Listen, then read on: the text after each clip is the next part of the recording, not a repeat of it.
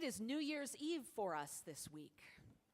Next Sunday, December 3rd, is the first Sunday of Advent, the beginning of the year for churches like the Episcopal Church that follow the liturgical calendar. With that new year, we will begin a year-long reading of the Gospel according to Mark. The lectionary, our 3-year cycle of readings from the Bible, focuses on a different gospel each year. We go through Matthew, Mark, and Luke in turn. We've been listening to Matthew's gospel for most of the past 12 months. This is our last Sunday with him until December 2025. Because we spend an entire year with each gospel, we get to know the unique features of all three of them. Each writer has their own understanding of Jesus, of his disciples, the major themes of Jesus' teaching. And one of the topics that's unique to Matthew's gospel is judgment. Matthew's Jesus tells a number of stories about judgment. He issues a number of warnings about the punishment that is coming to evildoers. That line about weeping and gnashing of teeth that we've heard so often the last few weeks, Matthew says that 6 times in his gospel, more than any other gospel writer. Luke mentions it once, Mark and John not at all. The year of Matthew forces us to address judgment.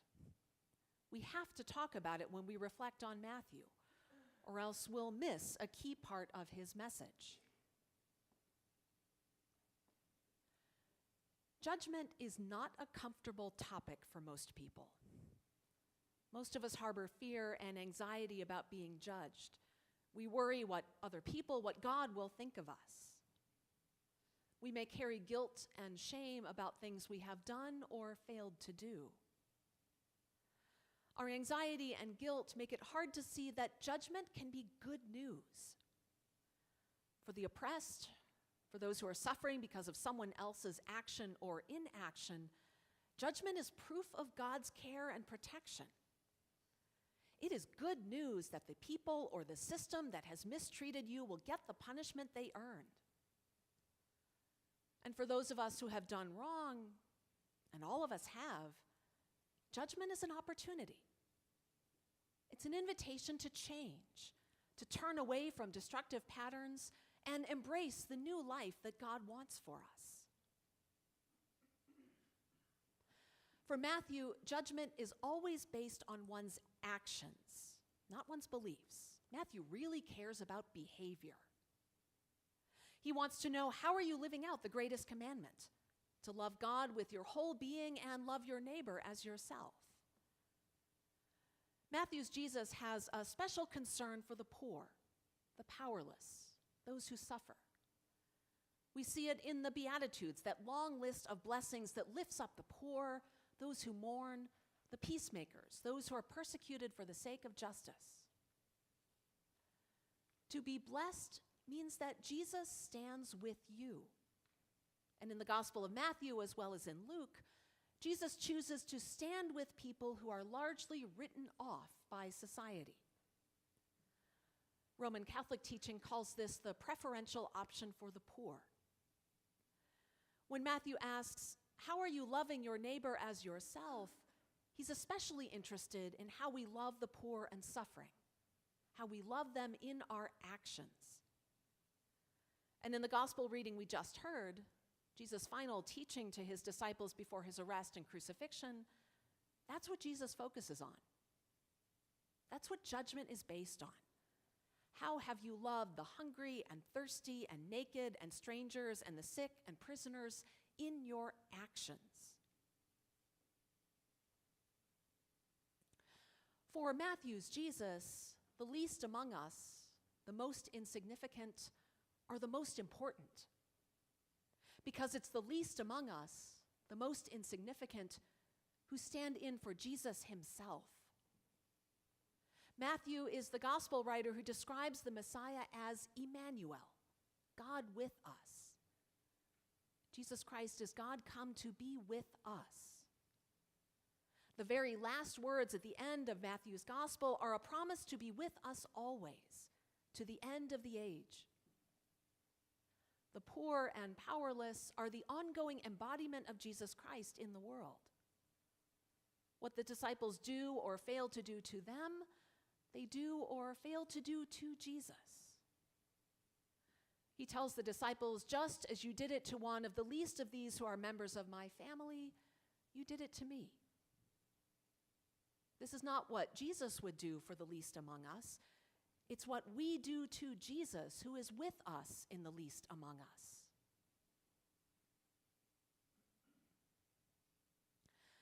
A few years ago, I saw a modern rendition of this passage that spoke so much gospel truth into the world, it left me speechless.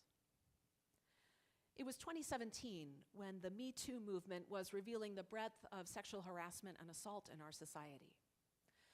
You might remember how Me Too started, with activist Tarana Burke's idea that if every woman who has experienced sexual assault or harassment posted on social media with the hashtag #MeToo, we might begin to grasp the scale of the problem. Every single woman I know can say Me Too. Every single woman, of every age, every race, every class, every occupation.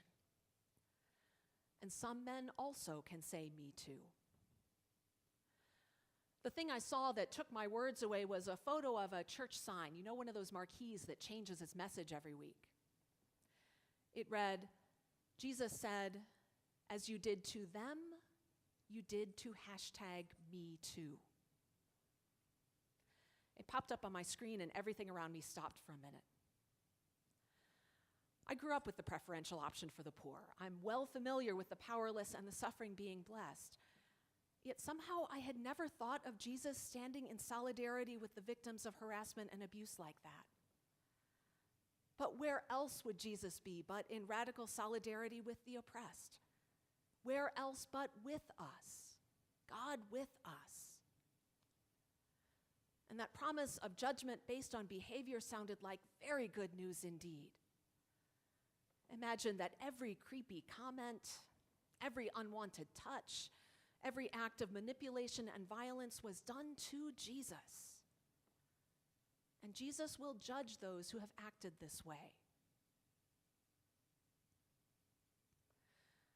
This sounds like good news to me where sexism is concerned, but when we shift the conversation to racism, I confess that Jesus' radical solidarity with the oppressed sounds more threatening to me. While I would like to think that I'm personally not racist, that might be wishful thinking on my part. Whatever is in my mind and heart, I certainly do benefit from structures of white supremacy.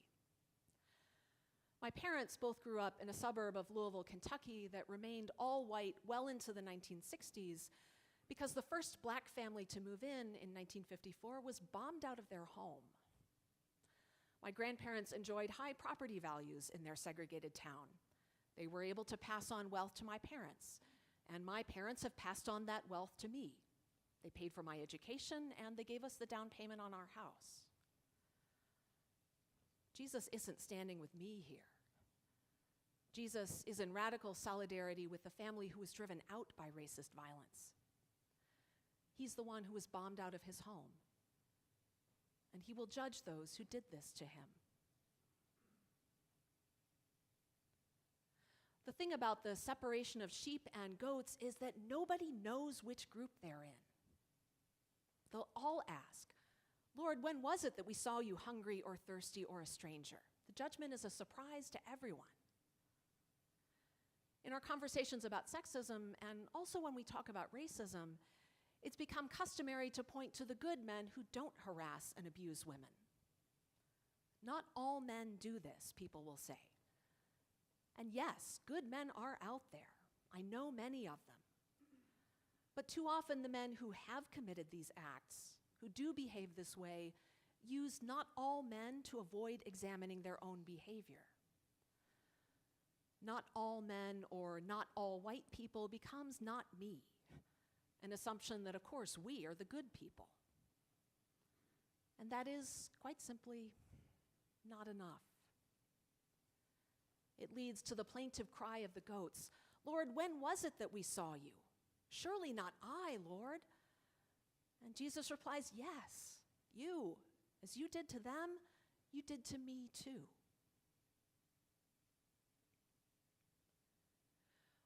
Fortunately, there's a new path available for the goats to change. Turn away from destructive patterns. Embrace the new life God wants for you. The 12 steps of Alcoholics Anonymous are one way forward. They call us to examine ourselves closely, admit the exact nature of our wrongs, ask God to remove all our shortcomings, make a list of everyone we have harmed, make amends to them except where to do so would cause them more hurt, and continue to examine ourselves and admit it promptly when we are wrong. Judgment is good news for the goats when it leads them to amendment of life and renewal. We do need to be mindful that we are actually looking at ourselves, not shifting the blame onto another vulnerable group. The Jim Crow laws that caused such deep and lasting harm to people of color were justified as protecting white women from assault. We must not repeat that. Each of us has to be responsible for amending our own lives, and we let other people do the work they need to do.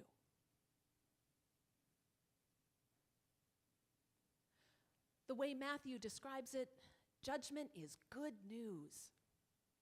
It is good news that Jesus stands with the poor, the powerless, the suffering. It is good news that those who have done wrong can change, can amend their lives. Matthew tells us that we meet Emmanuel, the least of these, in God with us, in those who are members of Jesus' family.